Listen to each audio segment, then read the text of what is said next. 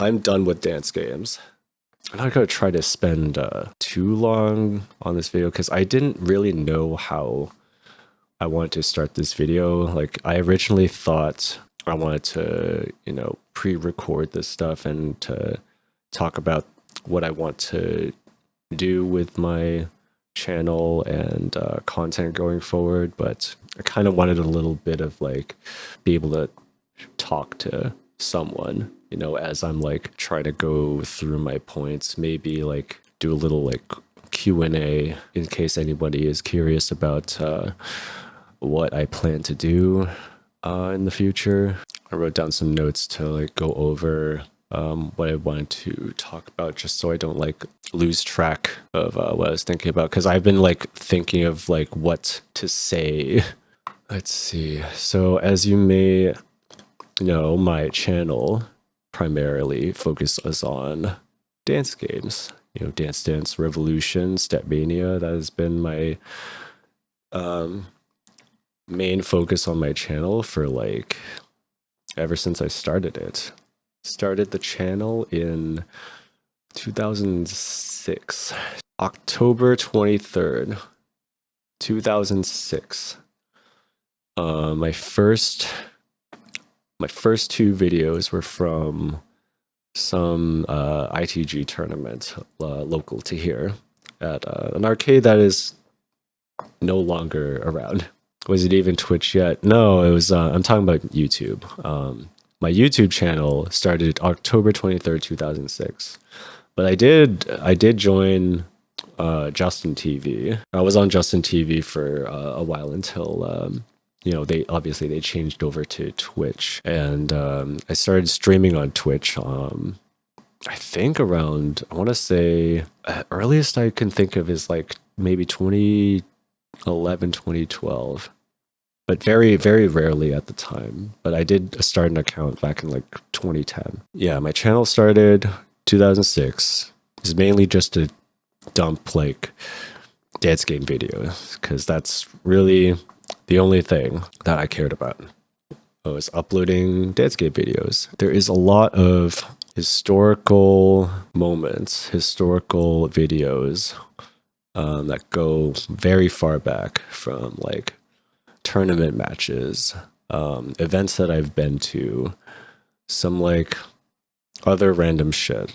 There's a lot of videos that are just junk that I've unlisted, privated over time that no one needs to see. But yeah, so I've had the channel for a long time, and there was really just one main focus. And the thing about YouTube is, or like really any content account or anything, is like it's hard to break out of a niche. There's the importance of finding a niche and doubling down on it, but then you kind of want to do other stuff. It's hard to like feel like you can do other stuff without losing your audience, because that's the risk that will happen. As some of you may know, my last video on YouTube, this is something I did while streaming on Twitch last Monday. I finally cleared my first 19 block on Stepmania, in the groove, whatever you want to call the game. And that was like a monumental achievement for me. I'd only just started clearing 18s back in 2020. I've been working really hard on that song specifically. It was really something that like played into my strengths, because if you all know how I play, I'm more into like foot speed, but not like the modern foot speed by like today's definition. It's more like the foot speed of the 2010s, like 2010, 2013 eras, like tachyon, the tachyon era of foot speed. But even still, it's a really, really difficult song to clear. people have been watching my Stepmania streams, you've seen me at least try that song once or twice, maybe even more, like every session. But like every time I play it, it leaves me like so exhausted. I can't play it more than twice. It's also like really hard to just get through like the first two runs, so it's almost kind of like a crapshoot. I finally did it on last Monday, first 19, and it was like I was so happy because my goal really was just to clear that, and then I can be like, I'm done like playing competitively, because I've been doing this for a long time. I don't know how long I could keep playing competitively, you know. Like, I know I can't play this game forever as much as I would love to play this game forever. You know, I'm getting older. The body is not going to be able to keep up with that kind of intensity for that much longer. And to be able to do that at my age now is kind of crazy. It's gonna be hard to like keep up the competitive spirit and also like keep up with like competitions. Like it's just a lot. It's just a lot on the body. Like every session I'm leaving like, oh, I'm so tired, I just don't want to move anymore, you know. So there was that. I cleared my first 19 Extra Tone Pirates. It's if you don't know what that is, it's a 250 BPM song, and it's not exactly fun to listen to. I mean, the genre is extra tone. It's kind of like speedcore. It's very fast, very like steppy patterns, very mono steppy patterns. It's something that's not a lot of people play anymore, but still very, very difficult to do. And I was really happy to be able to do that. So then here's the thing about the Extra Tone Pirates clear was so I didn't notice until I was like reviewing the VOD, you know, looking back at like my photo. I noticed that only the decents were on and the way offs were off. And normally I was going to play, I've been playing Extra Tone Pirates with, you know, all the windows on. I had, like, since the ITG Mania engine change, I just left it on. One, for like testing purposes, and two, it was required for some events like Stamina RPG and East Coast Stamina. It wasn't required for ITL because the engine change didn't happen yet, but I did notice that the way off window was off. So I was like, oh no, somebody is probably going to say something about this. But then looking back at the video, you know, there wasn't really any spot where I dipped my life bar too low to really have any doubt of me like actually passing the song. Did my life bar dip too low where if I had gotten some like stray life bar way offs that it would have failed me out? And there wasn't really any. And I even talked to a couple of friends that I met up with while I was at Anime NYC, while I was in New York, some dance game friends. We talked it over about that. They did assure me that I passed the song. There was no point in the song where there was any doubt that I would have cleared it. So that was reassuring. But reason I was nervous was because there's always somebody that's going to say something. Once I posted the videos, I posted up the full playthrough. I posted up the short. So far, it's been like pretty positive, like awesome, congratulations, good job, like cool, okay. But there was one particular comment, like a couple days later, that really rubbed me the wrong way. And after seeing that, you know, I thought I knew someone was going to say something, and it's such a weird and also like pretty disrespectful comment, you know? Way to invalidate the work, the practice that I've been putting in for so many years to finally make this milestone achievement happen just because of like some technicalities. And by the way, it is not the norm, is not the standard to keep those windows on. What are you, the Stepmania police? You the dance game police? It's only mandatory if you're doing the events. You don't have to have the windows on. Still, people don't have the windows on, especially if you're playing tech. Would it actually have mattered though? I don't think it would have. What if I did this on regular Stepmania 5? What if I did this before the engine change, when I could have decents and way offs turned off? That's what I normally did. I would turn those off. And the only reason the way offs were off was because I was diagnosing pad issues from the previous session. They were sticking and doing all sorts of misfiring, whatever. I had turned them off to just like diagnose a problem. And then the next session, I didn't notice that they were turned off still, but the setting carried over. People will always have something negative to say. If not, they'd make something up, right? Like if this were anyone else, I feel like this is not the first time this has happened. They turned a lot of people against me. The comment here was that not only just like a disrespectful comment, it's very tone deaf. The person has kind of a history of making like tone deaf comments like this, and he probably doesn't think that he's saying anything wrong or disrespectful. In his mind, he probably thinks that he's being helpful to me, you know, but to say it like that, it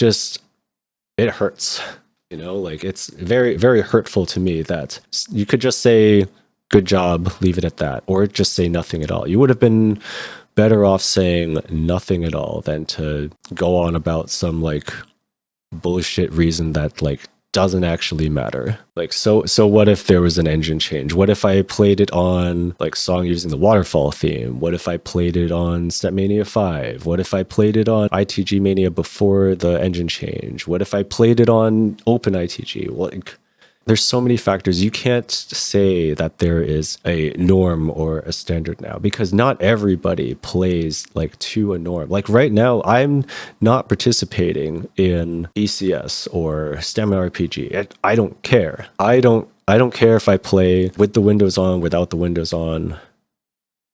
Like sometimes having the windows on helps me for like different cases, and a lot of times having them off helps me with other songs. It's not to just like make it easier to pass a song, because even with the decents and way offs off, and I had been trying to clear this song, I still could not do it. Even when I was like in shape to do this, like back in 2020, 2021, when I was passing 18s and trying to play this song, I still couldn't do it, even with the decents and way offs off. Like it doesn't matter, but it makes me think like I can never be happy with my own accomplishment. I can't be happy with myself doing anything. Like I can't make anybody happy. I know what I did, and I'm pretty proud of being able to reach this point in the game. I never thought I would be able to ever in my lifetime do this. I used to watch these videos of the God players like 10 years ago playing this stuff and thinking like, I wish I could do this. And then like now 10, 12 years later, I'm actually at the level to being able to do the stuff that these players did like 10 or 12 years ago were able to do. Like I finally reached the level that I wish I could have been back then. And I don't really care about anything else beyond that. I don't care what the current meta is or what the current like norms are. The norms standard is. There's no standard. Like the score goes through and it uploads to Groove Stats with or without the windows on. It still uploads it. And I gotta point out before I forget, the #1 score for Extra Tone Pirates was with decents and way offs turned off. You're gonna disqualify that score? You're gonna try to like appeal to take my score down? What can you do? That's when I thought like I'm finished. I'm done. I'm done with dance games. At least competitively, because I can't deal with that. It would be one thing if it was just like on some like a random playthrough of like another song. Like I get comments like kind of like this all the time, like whether it's like in TikTok chat or comments on like some YouTube comments in the past that I've just like deleted because they were just being like weird and but they're like, but actually, no, you didn't do this, and had to like private some videos, unlist and private some videos because people were like being so negative with me. Some players did not think that because I didn't play to their standards that I would count. I at least had the decent windows on. That would have killed life bar gain. I got a ton of misses on the song too, and that really tanks your life bar. Just being able to get through the song like with that, I feel like would have been enough. Yeah, and it's my achievement too. I'm not trying to play this song for an event or anything. If it was for an event, I would have definitely made sure to keep the windows on because, you know, I think at the back end they just like would not upload it if you don't have the windows on. But because it's not part of an event, I'm not doing it for competition reasons. I'm doing it for myself reasons. I'm doing it. I was doing this for me. I'm doing this for me for now and for the me 10, 12 years ago when I was looking up to these dance game giants that were like paving the way to like stamina foot speed stuff. Yeah, I did it. That's all I can say. I did it. I did it. I'm done. I did it. I'm done. That is, and now like I did what I wanted to do. And with that, God, let me retire in peace, okay? Let me retire from competitive dance games in One Piece. Not One Piece. Retire in peace. The thing is about retiring competitively, it's not just because of that one comment. It's just the thing that the comment really just like accelerated my decision towards setting the game aside. It's something I had been thinking about for a while. Like when I started picking up more, like ramping up the content creation and stuff, and like around COVID time when I picked up VTubing, when I picked up music production, when I started streaming more, I wanted to start making time for like other things because I played the most probably during like COVID time, like 2020. I almost played every day and was able to make a huge difference in my skill from like 2019 to 2021 was like the biggest jump in skill from like what I could see looking back. Being able to achieve some of the scores that I did back then, it's like, it's crazy to look back on that I was able to finally be able to do stuff like that. You know, once I started to do more like streaming and music production, I just needed to make time for it. And also because of like my regular job, you know, I needed to focus back on my regular job, which means a little less attention on playing dance games. It's not mainly because of that comment. It's just like the one more reason to like decide on retiring competitively. The other thing is I could have just said like I'm giving up on Statmania. I could just go to DDR. But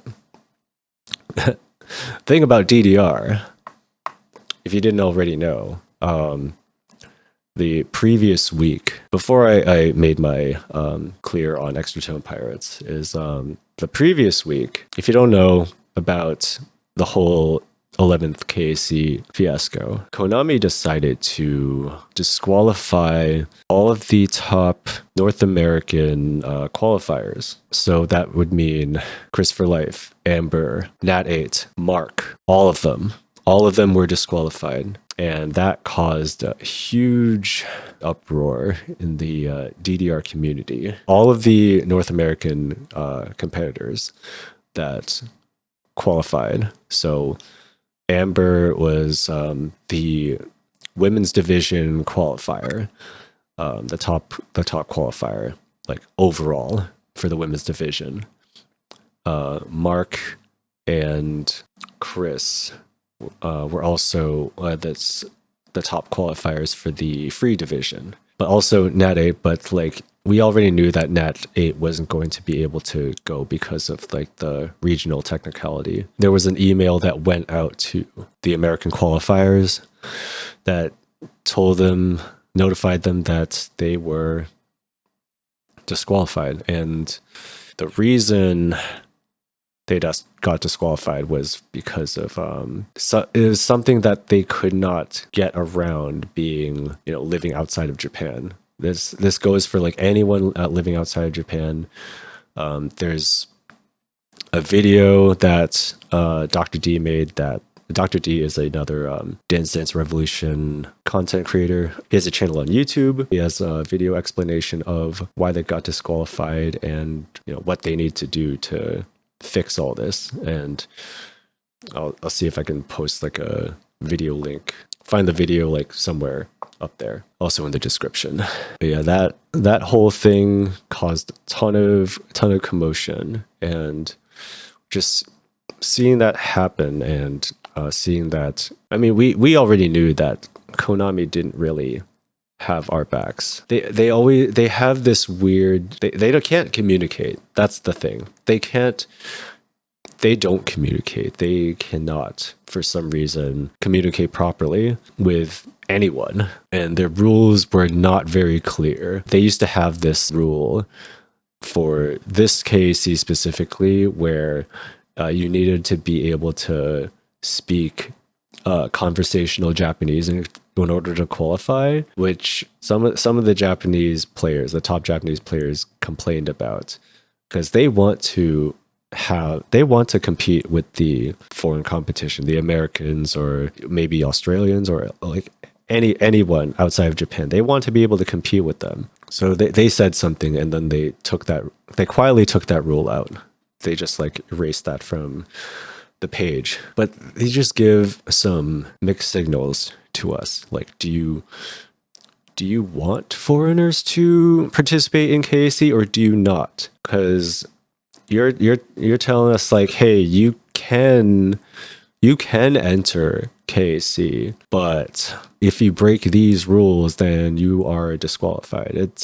And there's no way around it, because they locked a lot of stuff behind, you know, you needed a Japanese account to be able to access these things, and if you did not, you needed an account assigned to the region that you are from to be able to properly qualify for KAC. But because most people have Japanese accounts in order to access like everything that you would want, technically anybody outside of Japan that plays DDR has two accounts, one Japanese one and one for their region to enter KAC in. But Konami, being Konami, is like, oh, we see you entered with two accounts. That is against the rules. You are banned. And if you have been disqualified from KAC, you can never enter KAC ever again. And that is actually stated in their rules. So that means Chris, Amber, Mark, Nate are permanently barred from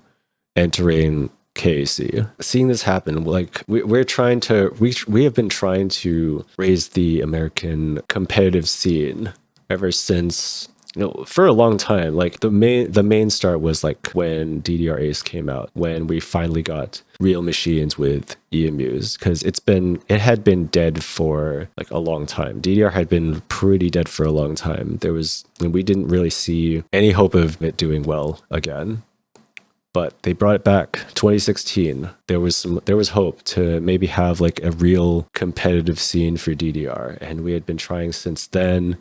And then COVID hit and then killed all our events, and then we had to build everything back up again once restrictions eased up a little bit. So now there are more events happening, but right now we're still mainly a grassroots scene, kind of like how Smash was. Smash kind of has a similar relationship with the publisher of the game. You know, Nintendo isn't exactly the most supportive company when it comes to competitions featuring their game. You can't stream our game, things like that. When we were trying to raise our competitive scene, try to, you know, make all these events happen and try to have like a working relationship with Konami, they just We raise ourselves up, they punch us back down. And this act of disqualifying the American competition really just kind of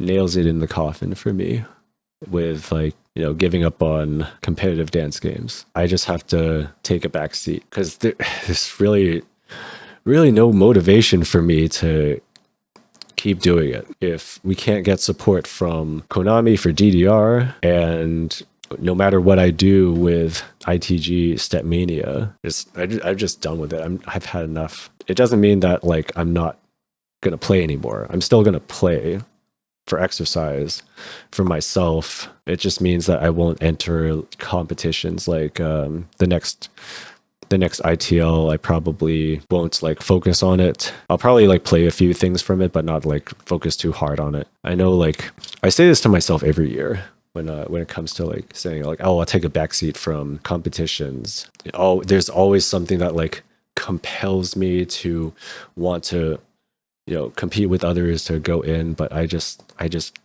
can't let myself do that anymore. I need to give myself more opportunity to do other things with my time while I can. So I want to take a backseat from like focusing on playing competitively and maybe do more like when I do continue to stream dance games, stream like DDR, Stepmania, mainly Stepmania. I think I don't know if I can keep my DDR subscription Grand Prix active after all this. I don't have access to A3 around here right now, despite the shit happening with Konami right now. Some of the DDR players are flying to Japan for KC to, you know, spectate, to go to the event, to watch it, and just to hang out, really, just to meet up. You imagine just going to Japan just for a big meetup? I think that's happening this weekend. Yeah, this weekend is 11th KC, Thanksgiving weekend. And that's the thing too. Like, I don't really have any more competitive goals for the game. Could I maybe try to like PFC in 18? Sure, but I know how much work that'll take. I know how much grinding that will take. It's going to take so much work, so much time, so much of my mental energy. I just need to step aside for a while. It doesn't mean I'm gonna quit the game. I'm not gonna like sell my machine or anything. I'm not just gonna like quit the game cold turkey. I still love the game. I still love playing it, but the reason for playing it now is gonna likely change. Let myself have fun. Yeah, like I'm at the point where I can really just like play whatever, and even at like a high level, I can still play it. I could play like a wacky tech chart out of nowhere now, and just like it'll be cool. But yeah, I'll still play it for exercise. I'll still stream it, probably more on TikTok. TikTok streams, the early dance game TikTok streams were pretty big when I started out, but it's kind of hard right now. They're always changing their algorithms, but they did something major like earlier in the year that really made it difficult to reach out to people. But if I keep like being more like consistent and try again, maybe it'll pick up. I know there are some other rhythm gamers on the platform. They do like Clone Hero, Guitar Hero, Just Dance. There's a lot of Project Sakai players on there. I've seen some My streams on TikTok. I know one other person that streams DDR on TikTok, and they get some pretty good numbers too. No, I don't want to get into charting again. That's another thing that takes time, which I would rather spend on music production. I don't know about the Twitch dance game streams anymore. And also the thing about streaming on YouTube, at least like Stepmania on YouTube, is the copyrighted music. I've seen it live in person where they're like playing a song in the background, and then YouTube will shut the stream down if they detect copyrighted music. If I stream Stepmania on YouTube, I mean, I've done it before, but I have to be like really careful about what song I play. Like I could play DDR songs just fine. YouTube will be okay. Like YouTube later will pick up on some licensed songs, or licensed even like the covers from Grand Prix, and we'll just say like, we found some copyrighted music in there, and we'll just like tag it. But they don't take the stream down. Or if you play something that is like not playable in your region. Oh man, imagine like live streaming the game and then not being able to watch it later because you're out of the region that the song is from. As far as dance games go, there's like no real major goals. I did everything that I could ever want or think of. Like, I don't care about like quadding a Tech 13 or PFCing an 18 or AAAing 19s in DDR. I'm over it. Done. I'm done with DDR.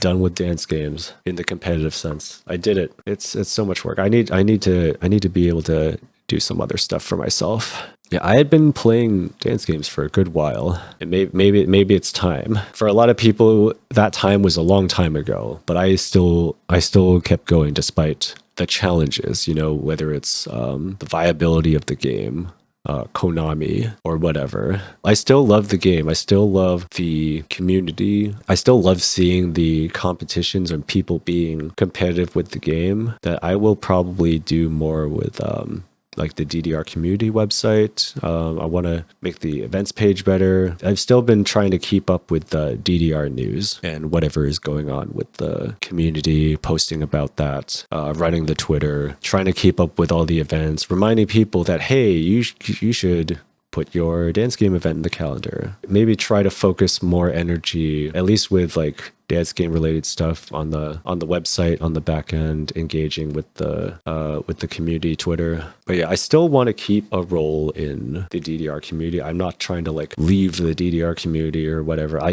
run the DDR community site, and I still want to keep an eye on the community, and I want to see it do well. Like that's one of the reasons I still played the game, is to see the community like actually do what Smash did or do what the FGC did, go from like a grassroots scene to something huge. We're still trying to figure that out. Like, we love the game so much that we're still trying to keep pushing, figure this out, and despite everything being against us, whether it's Konami trying to fuck with us or copyright issues or logistics of tournaments, there are a lot of people in the behind the scenes that are working with events to make things look even better, make things work better, make tournaments happen, make tournaments a great experience. Yeah, the next thing I wanted to get into was VTubing thing. In my channel, you know how my channel is very like concentrated on this one thing. It was kind of hard to imagine incorporating VTubing into my channel. I know it's something, I know it was been something I wanted to do.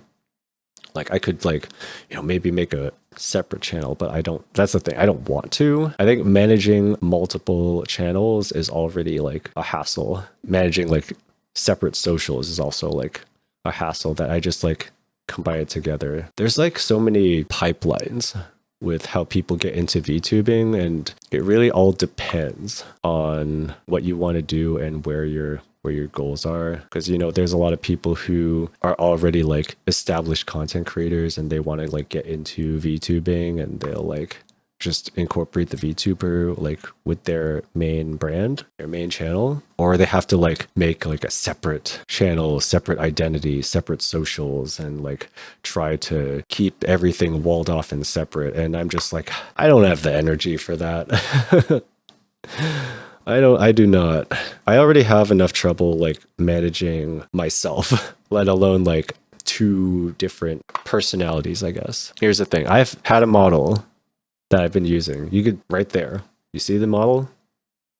Here's my VTuber model. I never really like mentioned it on YouTube. Any of my YouTube videos, I've never debuted. I never did a debut. I never did an introduction video. This fucker just showed up. I don't know what the first video was that I incorporated a VTuber, but back then I had I was using VRoid models. If you go way back, like mid 2020, longtime subscribers would like see this and be like, what's going on? What happened? I do have to admit, when I saw the model on Twitch without context, I was like, who dis? Yeah, that's the thing. I did not debut any of my models. I never mentioned it anything. I never mentioned anything on my videos. So far, like, I don't think anyone has really said anything or made any comments on my videos, like mentioning anything about the model, like even though it just like randomly showed up there. People who know or have been following me for a long time knew me as someone else. And then I did the rebrand and I introduced, well, I didn't even introduce the model. I just made the model show up. And yeah, no one really had like said anything. I don't know. Like people probably thought like they weren't following the right channel. Like I'm pretty sure people had left or unsubscribed or unfollowed because they would like see this different name, different icon and be like, who is this? What happened? And then would just leave. I mean, it's understandable, and if VTubing is not the thing for them, VTubers are not the thing for them, then yeah, that's gonna happen. Like that's the risk that I had to take with rebranding the channel. Yeah, I didn't really get any comments about it, about the model. So it's like, oh, maybe most people, they don't like mind it or they just don't care. It's just an anime avatar that moves. And for YouTube videos, like the only reason that I decided to show my face on it was when I was ramping up with content creation back in like 2016-ish, 2015, 2016-ish. I was like getting into like the vlogging thing back then, vlogging events, like dance game events and stuff, what I'm doing during the day. Like I was trying to think of like a lot of content ideas, and I thought I needed to do that to grow the channel, you know, just to get more subscribers, get more like watch time, that like I needed to show my face to do that. Like every other YouTube growth tips channel, you need to show your face or you're not gonna grow your channel. But it's obviously not the case anymore because now we have VTubing and we have like so many faceless YouTube channels that just like pop off. But yeah, like if I knew that I could just like commission a model, like I think back then was when I found out that Live 2D was a thing with face rig. I had face rig and I played around with the Live 2D thing, and I thought like, oh, wouldn't it be cool if I like live streamed this like anime avatar and instead of my face, you know? I was like, I think I did like a test stream with Final Fantasy 14 on Twitch, and I put up like one of the default avatars and just like, you know, like, hey, I'm talking and moving around. It's me. I'm an anime character. But I didn't know that I could like get a custom model made for that. You know, I didn't even know what like a VTuber model was, or even a VTuber. Because I didn't even exist back then, so we didn't even have VTubers. Yeah, if I knew I could do that back then, I would have done that a long time ago. I would have been like, cool. I don't have to actually like show my face, because I did not like showing my face back then. Did not like how I looked, was not comfortable with how I looked. I did not want to do it, but I thought I had to and just like deal with it. I look like however I look and just have to get over the fear of criticism or hate or mean comments, whatever. I'm putting myself out there. It's what I had to do. And those of you who are happier with content creation after getting into VTubing, it's so much more fun that way. I'm able to, I feel like I'm able to do more, like act more naturally, maybe. I don't know. I always got a lot of anxiety from being on webcam, being like a webcam streamer, or having to speak to a camera during vlogs. Like I mostly did like, you know how many takes I would have to do to just like talk into a camera? And I back in like the early vlog days, I didn't even like write scripts down. I would just like talk to the camera unscripted and just edit in post. And it took forever to like edit out all the dead air and ums and uhs. We love a vlog era. I was inspired back then when I discovered Casey Neistat. You know Casey Neistat? He was the vlog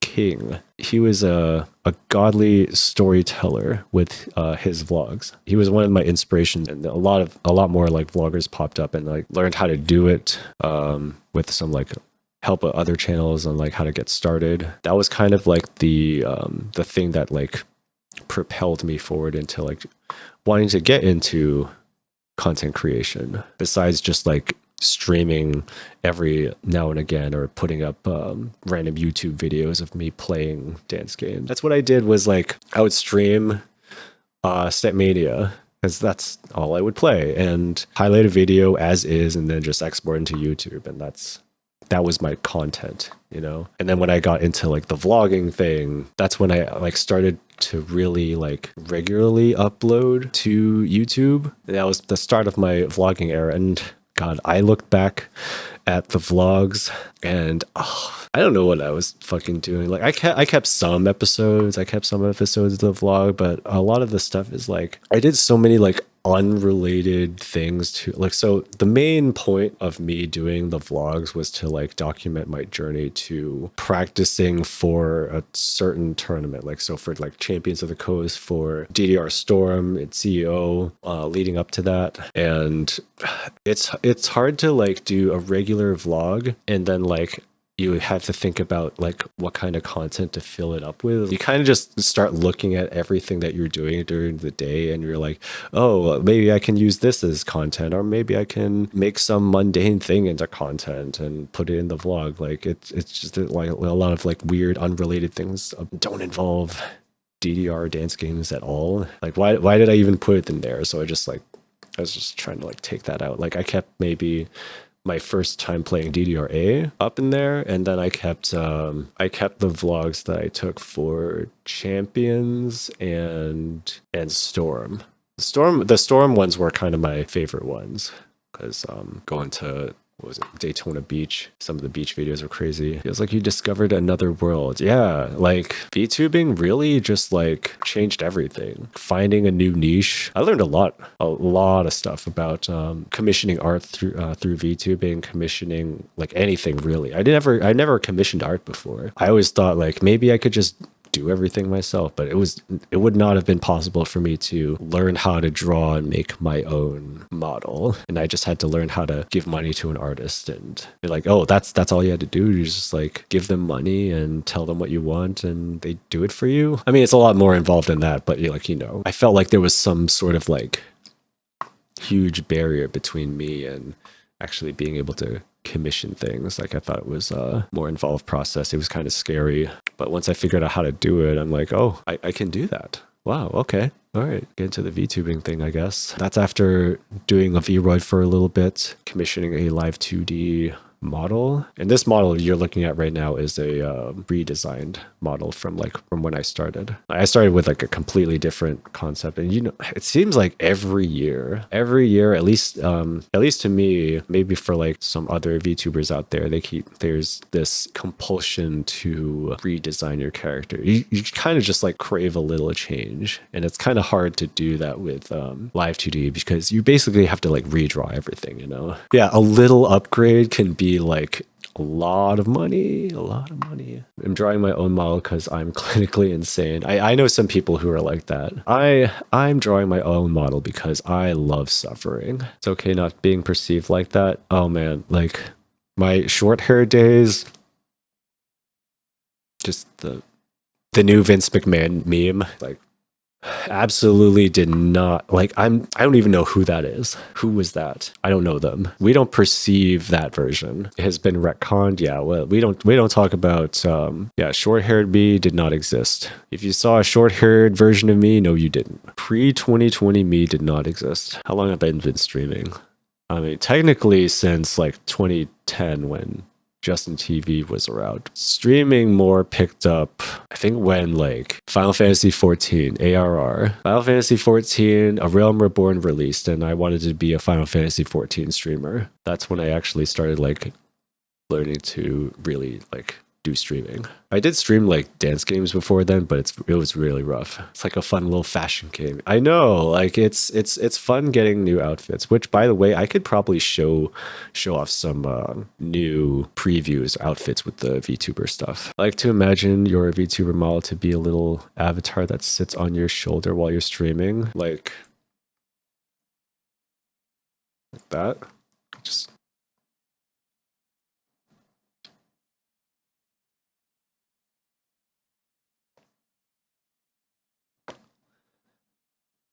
yeah, like that. Like a little parrot. Caw-caw.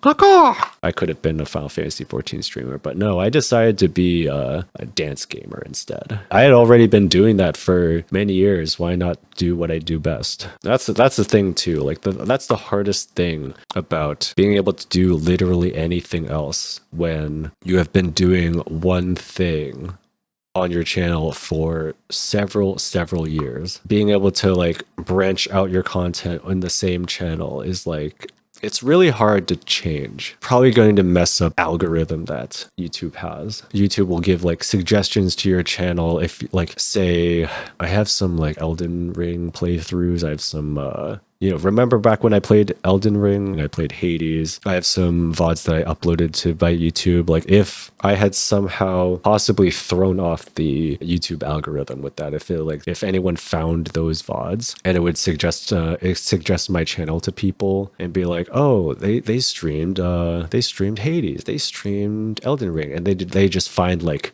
DDR videos from like 2006 to 20 whatever. They'd be like, what the fuck is this? That's the thing. That's the tough part about being in a particular niche. You noticed on my YouTube channel that I had been trickling in some non-dance game related content, so stuff like the VTuber shorts. I snuck in some VTuber shorts just to like see how they do. There's like one video that kind of did okay, and then I uploaded some VODs of Elden Ring playthroughs. I uploaded Hades playthroughs, but those are the two main games that I tried to play as like a new game to try. That was another thing too, like my attempt to branch out to do other things and like play other games, maybe like work through my Steam backlog or something. I would stream the new game every Wednesday, so it would be like Hades Wednesdays or like Elden Ring. I think that maybe only lasted like not even a year. Maybe I could do that again,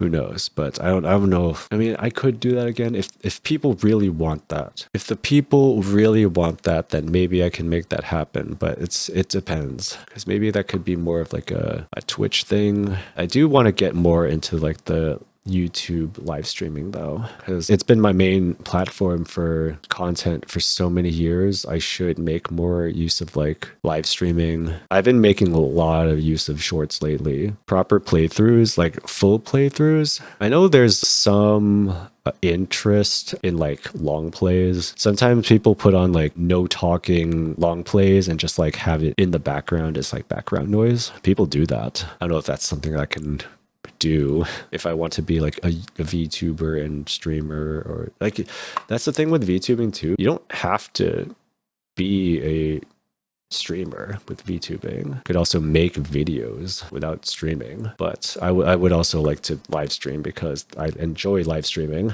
That's me at work putting on the long plays. But yeah, I had been trickling in the non-dance game related content to try and kind of like mix things up and like see how they perform. The thing about that too is like the VTuber thing, like at least when it comes to shorts, trying to incorporate the dance games and the VTuber thing, that was something that I wasn't really sure it was going to work, but I wanted to do it anyway because, that was my main content. As my main content is like dance games, and trying to incorporate the VTuber into that was like such a challenging thing to like figure out to make it work. And I don't know if I have been successful with that. Like I kind of make it work. I tried so many like different layouts and like positioning of the VTuber and the game, and kind of we don't know which one is the best or what layout is the best, or in any case I'm like breaking the immersion all the time. But maybe I don't need the immersion. It's not like I'm separating the VTuber from myself. Like I am the VTuber. You see me right here and you see my model right there. Like I show my face occasionally on stream sometimes, and lately I've been expanding the body cam so you can still see me. Forgot about my Steam backlog. Maybe one day. Yeah, my backlog is so big. I still gotta play like Nier, Persona 5 Royal. Which Nier exactly? Yes, Replicant and Automata. You make it work, I think. I want to say I'd make it work. Like I made it work with the best that I could. There's probably better ideas on how to position myself, but I've yet to really figure it out without like compromising the actual like game footage. But yeah, I had been struggling to like figure that out, how to incorporate the VTuber into my content and have it like, it's hard to mesh it well, like mesh the VTubing thing with dance games, but it's not impossible. You know, I'm making it happen, but wish I could make it work better. You know what I'm saying? But yeah, like I've been doing some testing with my VTuber in shorts, like YouTube shorts. And I had tested it with like regular me body cam and then the same video, same song, but with the VTuber in it. And I got some bad news for you. It's I've noticed that with those same videos, like I did some like A/B testing, like uploading the same video, but like one with the VTuber and one without.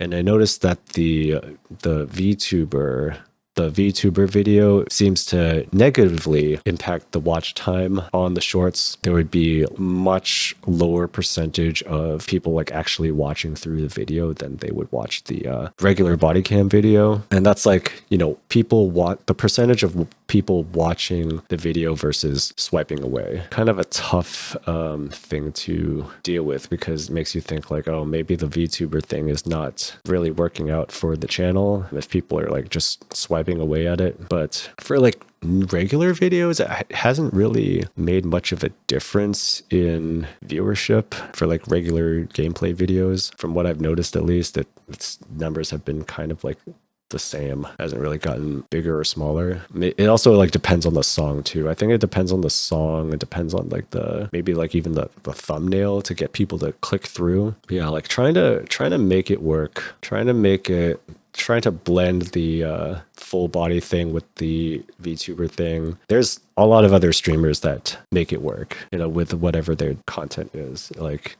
you know, Onigiri can make it work with cooking, meshing the 3D world with like cooking and then her VTuber. And then you just see like her hands moving around. There are other VTubers out there that play rhythm games with their hand cam. I've seen like Sound Voltex being played. Project Sekai, you could see like hand cam plus like the VTuber model. I can't really say that you can't make it work. Like it does work, but what I am saying is like it's not like I can't make the VTuber blending in with the 3D stuff or real life stuff work. Like it's what I'm doing already. It's just figuring out a way to get it to seem more natural, maybe. I don't know. With like less dance game content coming though, maybe it's not really something I have to immediately worry about. We'll figure out later. I do know that there are some more successful creators that make DDR videos and have them blow up. Still cannot figure out how to replicate that though. I'm still uploading like videos to TikTok, so at least there's that. But for YouTube, I think we got to make some things change slowly. I'm slowly trying to change things for the YouTube channel. But yeah, like with VTubing, it's not like I can't make it work. I'll continue to use it because I think it's fun. I love the concept of VTubing. Ever since I've seen live 2D in action, like I knew that I was like, I want to do that. I knew I wanted to do it, and I'll commit to it despite the challenges. There's also like the degree of how much of my IRL self do I want to represent the channel or the stream or whatever I'm doing versus like the VTuber and vice versa. It's kind of like maybe like a sliding scale, I guess. How much more VTuber presence do I want versus IRL? Like I know some IRL creators that are primarily like an IRL streamer, primarily IRL video content creator, and then they like sometimes bring in their VTuber, and people would be like, "Oh shit, you have a VTuber model?" It's like, yeah, they had it for a long time. They just like bring it out sometimes. Like I could be that coexisting with your AWA self. Exactly. Nothing wrong with coexisting with your VTuber. Yeah, that's the thing too. Like there's creators out there who will do that. They're mostly IRL, but will like sometimes bring a VTuber in. And then there's VTuber that is mostly a VTuber, but then will sometimes bring the IRL persona in. I've been VTubing since like mid 2020. First model like sometime in mid 2020. I can't remember which month, but it's been years. 3 years, yeah, 3 years. And since then, I mean, that's kind of been like, I've been struggling really to incorporate the VTuber thing, like even since then, trying to bring that into the YouTube channel too. And it's something that I like tried a little bit, and then I had to like maybe back off a little bit because like, oh, what if it's like turning people away from, you know, sticking around because my channel has been just this one thing for ever. Change is difficult, you know, because you're going to have to expect and risk losing some of your subscribers, losing some viewership when things change, especially if it's like a very drastic change. And I think the most drastic change for my channel was the rebranding, at least the name and the look. It's hard to change after specializing for sure. That's there's that advantage of starting fresh as a content creator and being like a variety streamer, a variety content creator. And then there's me, who has been like doing this for a really long time, been making videos for a really, really long time about this one thing, and they only know me for this one thing. To suddenly like change that to something else. I mean, it's not like that has not happened to like other creators before. There are plenty of creators out there who will pivot to something else if they like lose interest in their niche or want to experiment with different things. It's gonna happen. It's just having to, you know, cope with the risk of change. True homies are the ones who remained and came back after the rebranding. That is absolutely true. I appreciate the people who still stuck around, the ones who still remember me from before and stuck around for after the change. Absolutely awesome that there are those people who stick around after that. And then there's more people who have come around since then. So I appreciate everyone who has started, you know, subscribing since the start of the change. I'll still be VTubing. This is not a graduation stream, if that's what you're worried about. So there's the thing. I don't really subscribe to the idol culture-ness, idol culture terms. Really, like, I know it's very prevalent in the VTubing scene right now because it's really rooted in like idol stuff. I'm not an idol. I'm just me. I'm not a singer. I'm not an idol. I was gonna say I'm not a dancer, but I'm like a different type of dancer, you know what I'm saying? Yeah, this is not a graduation stream. I don't subscribe to like I'm like gonna delete everything after graduate. No, I'm just gonna, and that's the thing about retiring too. Like, retiring doesn't mean that I'm gonna give up on the game. I'm still going to play the game, right? I'm still going to play DDR. I'm still going to play ITG Stepmania, just not like competitively, like entering tournaments. Maybe I'll like go to a tournament to hang out and spectate now. As far as like putting my energy into like studying charts and competing and getting my body into condition to play for like 10 hours, I'm done with that. Also, like, live tournament performance is like just not my strongest skill. I noticed over the years that I can never like really play my best of my ability at tournaments, just because of how the format is laid out, how the conditions are. Like,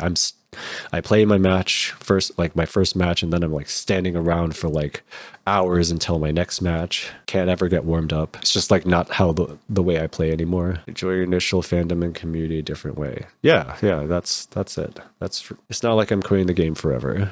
I'm not quitting cold turkey. And that's the same with VTubing. I'm not quitting cold turkey. I'm still gonna do it.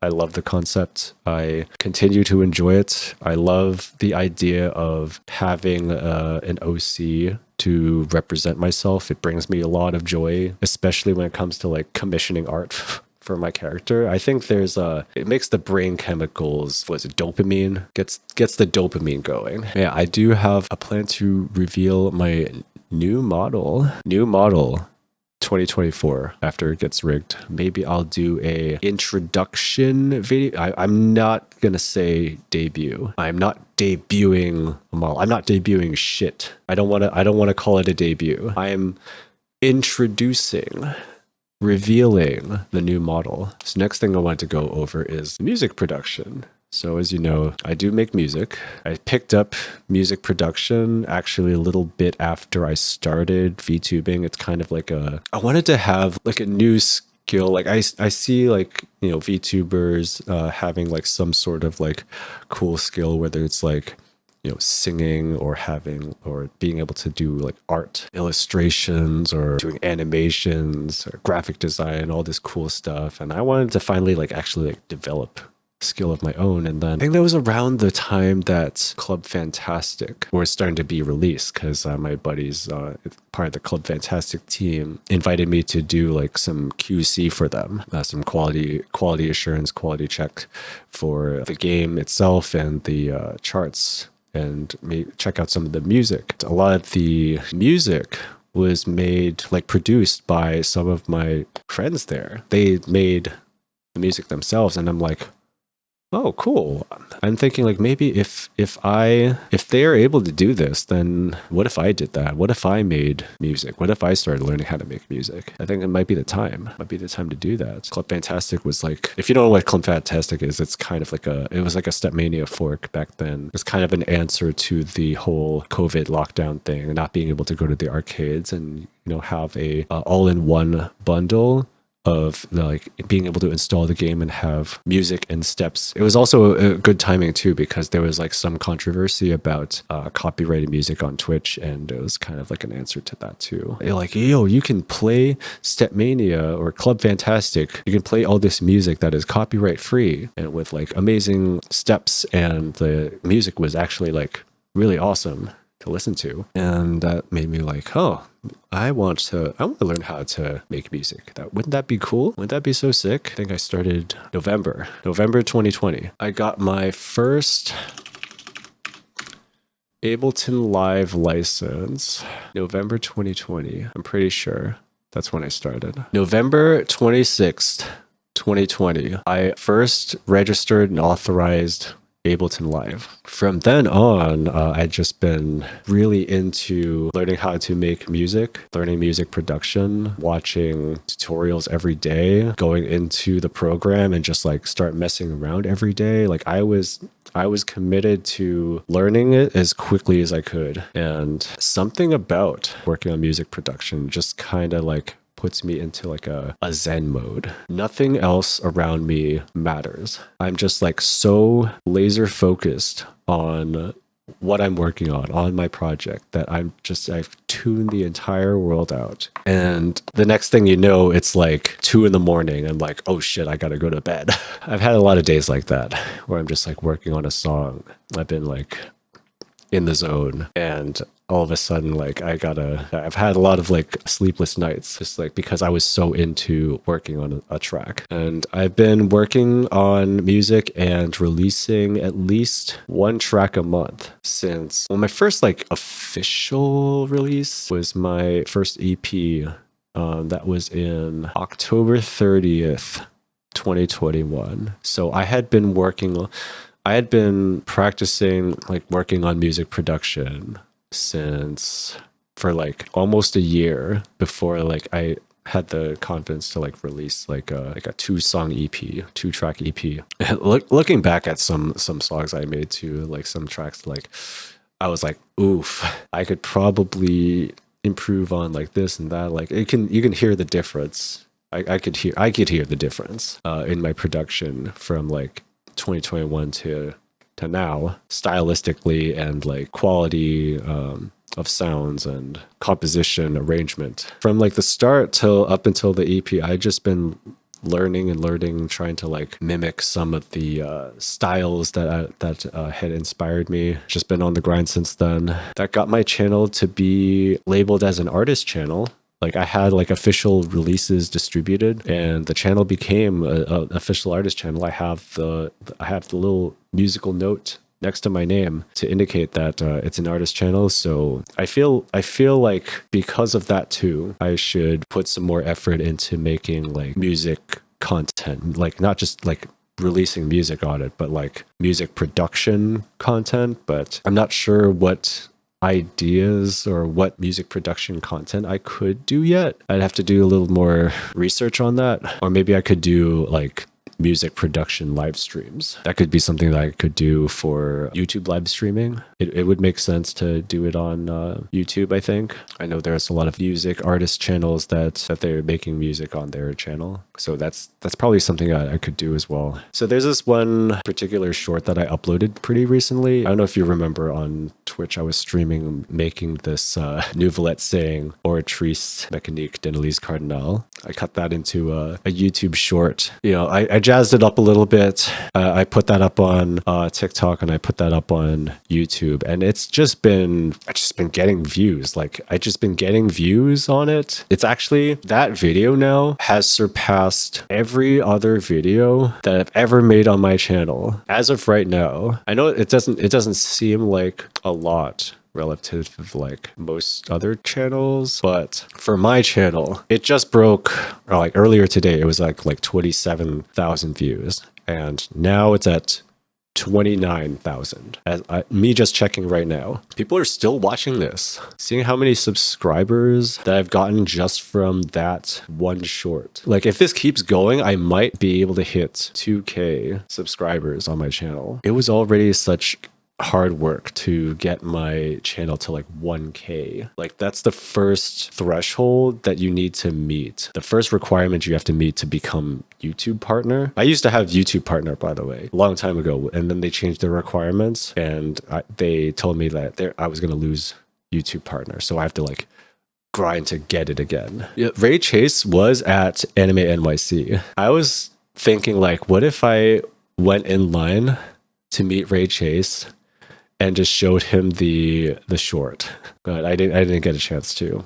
But I thought like it would be funny what if I did show the Oratrice short to him? What would he say about that? With how much positive reception I got from that short, I think is kind of an indicator of me to lean more into music production content. If not dance games, if not DDR videos, then music production videos, the thing that makes sense. And I can still incorporate my VTuber model into it, because I could just live stream with my model, make music. Like I've been doing that for Twitch streams. I could just move that to YouTube or something. I don't know. There are some possibilities opening up here, and I think that for future content on YouTube, that could be the thing to do. It's just thinking of like some other maybe like shorts or regular videos of like what can I make in relation to music production for my channel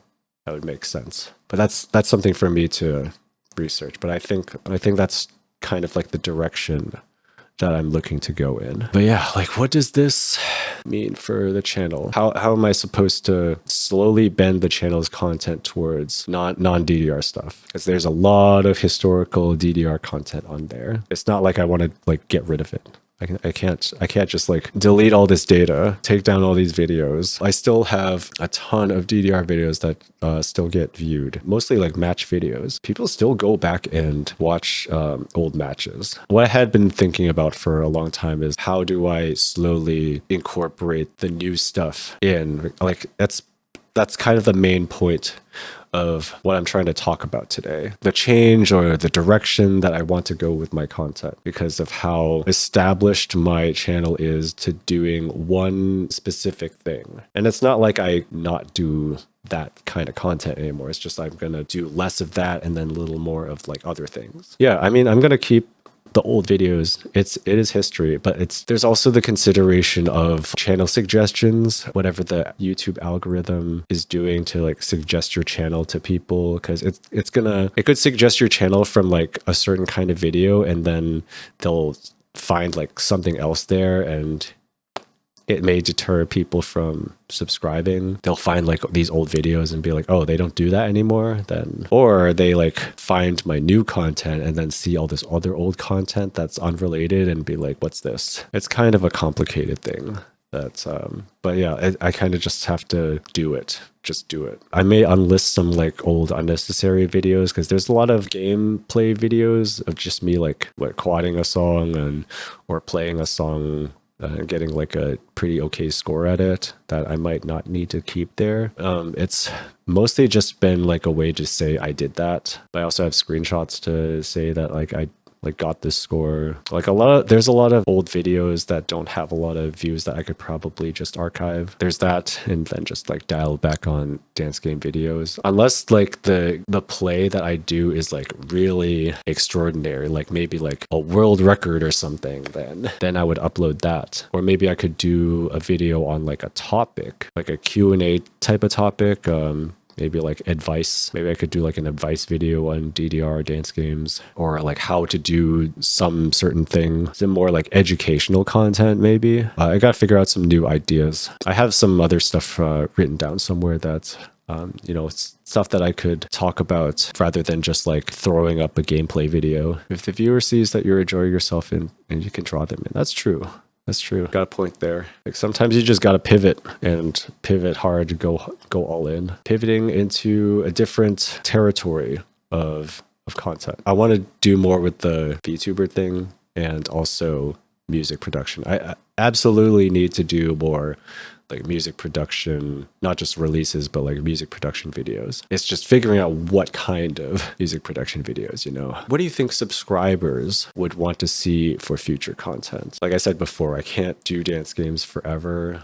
I wish I could. Body can only hold up for so long, like taking a beating from playing so long. I need to branch out. I need to take advantage of the artist label on the channel, working on my music production. That is the thing that is really like the thing I'm into now. That's the thing that makes me happiest. That isn't DDR. StemMania dance games. Like that's the next thing is like making music. I'm not stressing out about it. Not really, at least. I'm not stressing out about like when I make music. I love the process of doing it and the fulfillment it gives me when I release something and having somebody hear it's just great. Yeah, the one fear I have really for pivoting content is I don't want to lose my channel's identity. It's gonna have to take on like a different identity at some point maybe, but like having to lose the channel identity is like the one thing I fear about when it comes to the YouTube channel. It's just the problem of niching down. I've niched down to like one particular thing that it's just impossible, not impossible, like really, really difficult to feel comfortable about doing other things with the channel. And I feel like a lot of the times the solution is to just like make a different channel, but I don't want to have to make a new channel and then have to work on getting a new subscriber base again. That was already so much work to do just to get to this point. Since 2006, I'm only now just getting close to 2000. I only hit 1,000 like 2021. It's hard to get subscribers, but maybe that's just because I'm a DDR channel starting at square one. I hate the idea of it. Splitting identities and also like splitting content. That's the having to juggle different accounts. I don't want to have to do that. Just everything consolidated. Keep everything neat in one place. Or maybe keeping everything in one place isn't neat at all. It's just kind of just like forming a giant blob, a giant mush of stuff together. But yeah, maybe I could do dance game Q&A videos if I want to keep up with DDR content, or maybe like review some charts or something. I don't know. I don't feel like that's particularly interesting, but maybe I could do something with like dance game Q&A. I'm sure there's a lot of like common questions out there that could be answered in video form. Maybe also introduce more music production videos, more VTuber content, or maybe play other games. If there's a demand for it, LEISHEN DDR coach, like maybe I could do some like, maybe I could do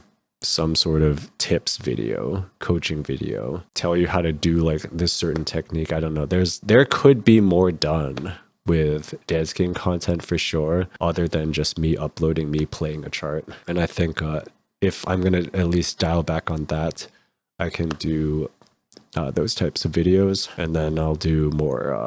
I'll try to introduce more music production, VTuber stuff. Maybe I don't know, with like VTubing inherently nowadays, at least, like it more involves either doing like shit posty TikToks or shorts, or live streaming with them. I mean, there's a lot of other ways we could probably implement the VTuber to the channel, because I've been mostly just using it for streaming.